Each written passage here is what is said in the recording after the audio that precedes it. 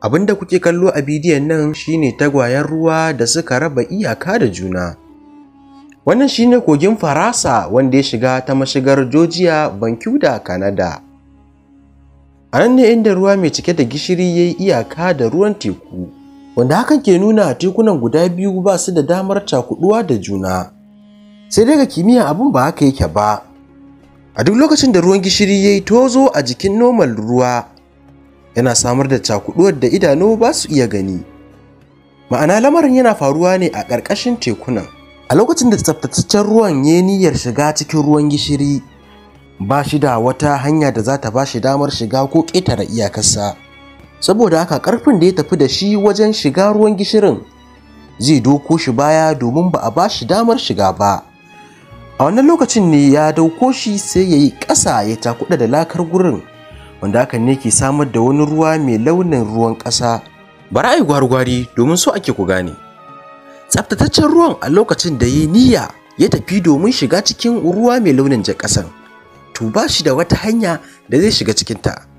Saboda haka da wannan ƙarfin da ya tafi wajen shiga, wannan jan ruwan zai dawo da shi. Wannan dawowar ita ce take hautsina ruwan tare da buga shi zuwa ƙarƙashin ƙasar ruwan, inda yake haɗuwa da laka sannan kuma ya koma launin shi wancan ruwan. Ina fatan kun gane, ga wanda bai gane ba ya aje mana a comment. Wannan na nuni da ruwayen guda biyu suna ɗan shafar junansu ta wani yanki. Sai dai Allah subhanahu wata'ala ya musu umarni da kar su sake su haɗu, saboda haka ba su taɓa gauraya baki ɗaya ba.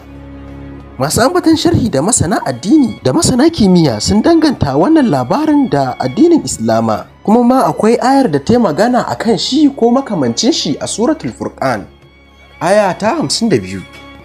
Ƙarin wata mu'ujizar ita ce duka ruwan guda biyu suna da bambancin yanayin zafi da yanayin sanyi.